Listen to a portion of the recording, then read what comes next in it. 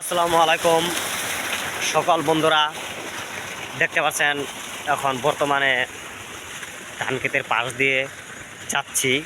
ধানের মনে করেন বর্তমানে শীষ বের হইতেছে। ধান ক্ষেতের দেখেন বর্তমান অবস্থা, ধানের সাথে নেউর আছে। বর্তমানে আমাদের গ্রামের এলাকার সকালবেলা ধান ক্ষেতের পরিস্থিতি ভালোই দেখা যাচ্ছে। ধান বর্তমান ফুলা বের হওয়ার কাম শেষ হয়ে যাচ্ছে আস্তে আস্তে। দেখি এখন ধান ক্ষেতের পাশ দিয়ে হেঁটে হেঁটে একটু ঘুরলাম।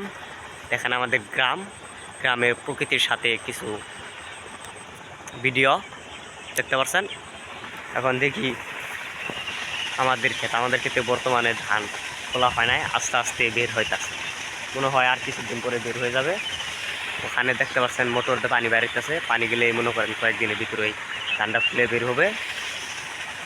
আর মনে করেন আমাদের গ্রামটা তো অনেক ছোটো, তাই আমার কাছে অনেক সুন্দর লাগছে সকালবেলা আমাদের গ্রামটি।